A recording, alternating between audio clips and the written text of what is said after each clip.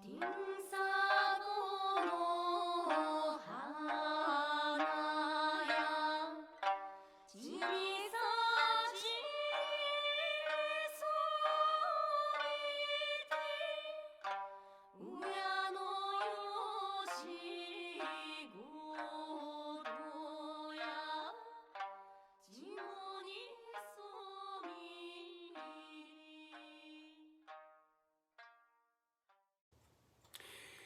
The song you just heard is called Tinsaku no Hana.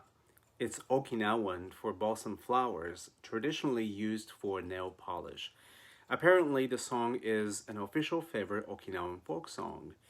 It's a lullaby that many Okinawan parents sing to their children. As a matter of fact, my mother used to sing this to me when I was a child as well. It's about treasuring all kinds of teaching from parents and grandparents.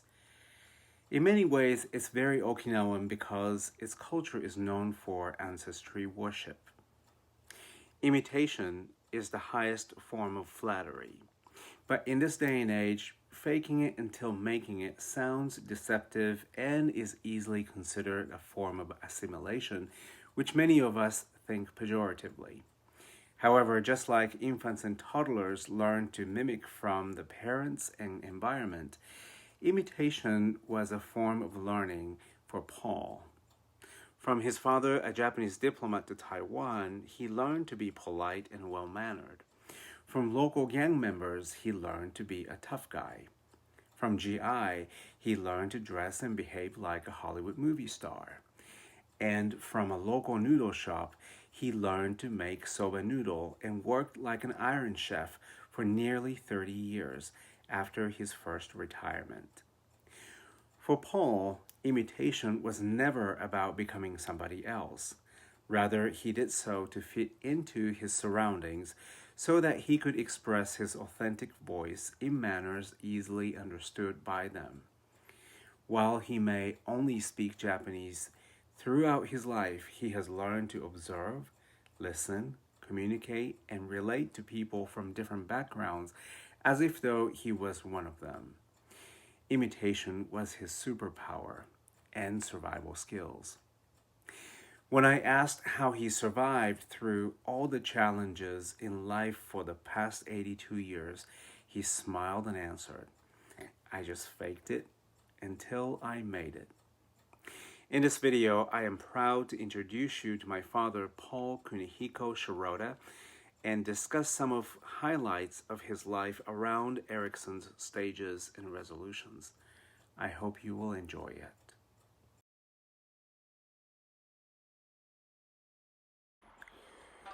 1939 was not a good year for the Japanese to be living in Taiwan.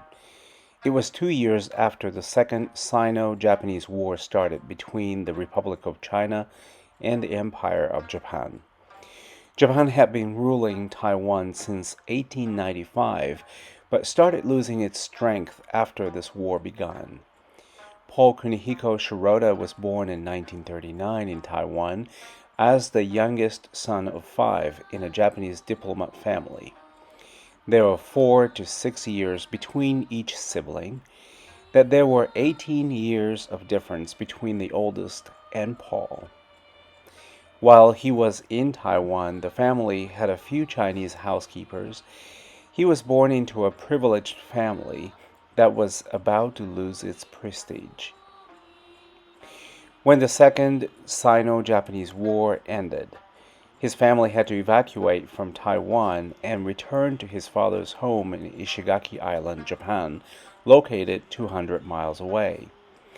But he only stayed with his parents for a short period of time. At the age of 9, his parents sent him to live with his uncle in Naha, the capital of Okinawa, because they saw a better opportunity there.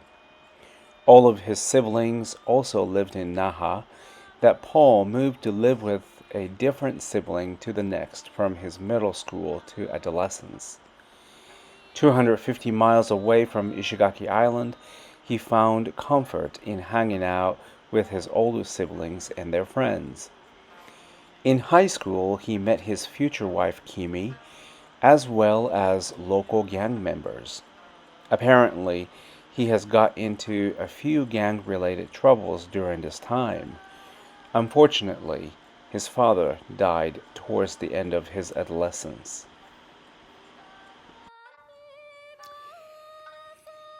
He was born in another country, then moved to his homeland, Ishigaki Island, for the very first time as a returnee. He then moved away from his parents to a bigger city, Naha, the capital of Okinawa. He was basically a nomad up until his adolescence. Erickson's psychosocial challenge during this period is identity versus role diffusion.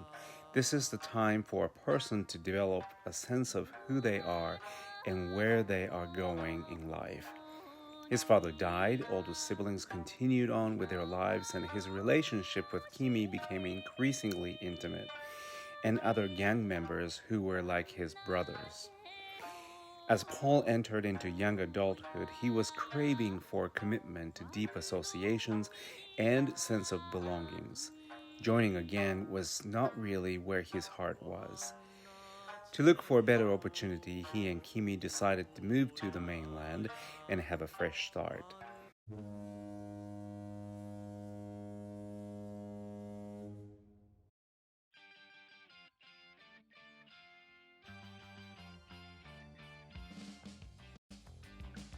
Believe it or not, these pictures you're looking at right now are not from his first career in the mainland. He managed to get a job in a city and worked as a civil servant for 25 years. Now, we are talking about an Okinawan working as a government worker in the mainland. I don't know how it is today, but it was totally unheard of back in 1969. First of all, Okinawans were still considered under US control, and even way before the US occupation, Okinawans were considered to be social outcasts. You see, they used to be its own kingdom called Ryukyu. People in the mainland just tend to see them as lower socioeconomic, behind the time islanders. Whenever he revealed his Okinawan identity, he was looked down like Bloody Mary from the movie South Pacific. So, what did he do? He imitated others to blend in. He learned to code switch to speak standard Japanese, dressed up sharply, and behaved diplomatically like his father, and kept up his yard impeccably. His career as a civil servant was successful. His success enticed his coworkers to be more curious about him and his history, and at that point he proudly shared his roots. His approach very much resembles Cecil Gaines' character in the movie Butler. Unlike his son's forceful approach to promote equal rights and dignity, Cecil mastered the art of enticement through his patience, observance, assessment of striking the right chord at the right time to get his message come across. After 25 years of civil service, he and Kimi started a noodle shop. Of course, he didn't know from Adam how to make noodles, but he sure learned how to do so at the age of 55. He took care of the poor, hungry, and lonely through the art of noodle business. In 2015, both Paul and Kimi were diagnosed with different cancer at the same time. Kimi was taking care of Paul at first, but life threw a curveball. Kimi's cancer was inoperable, and her health rapidly declined. After 7 months of battle with cancer, Paul lost the love of his life.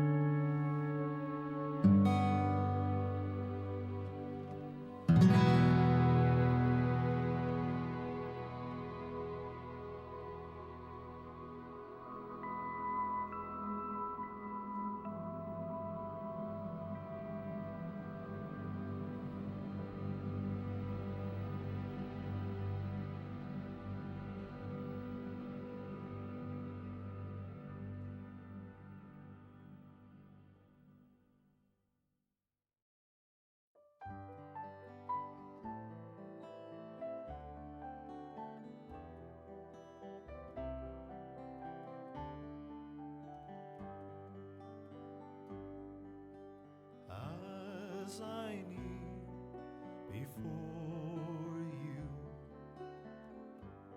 as I bow my head in prayer.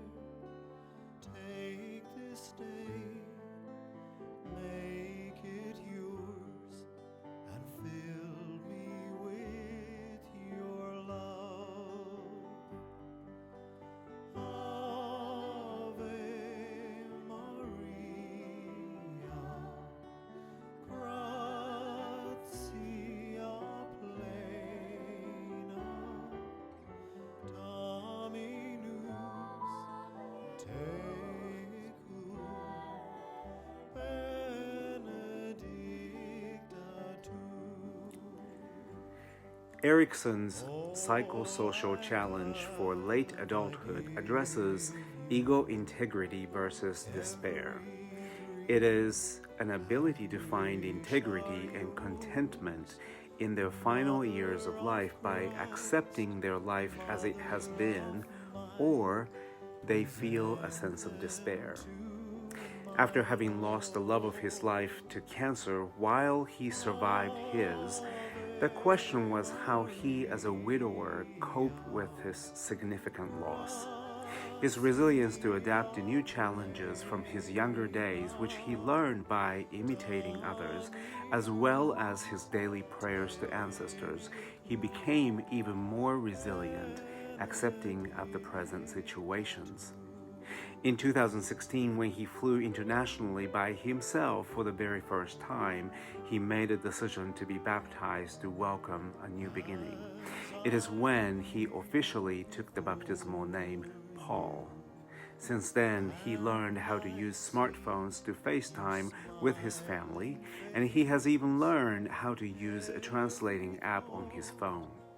When I asked him how much he missed his wife, he said, "Well, I do a spiritual FaceTime with her every day when I pray, just like I talk to you. Of course I miss her, but she wants me to be happy, so that is what I will do." Throughout his life, he has always been a survivor. He not only survives, but thrives. Whether it's a living arrangement, grief, or misfortune, he sees his life events as an exchange for a new possibility and learning. I'm Andrew Shirota. Thank you for watching.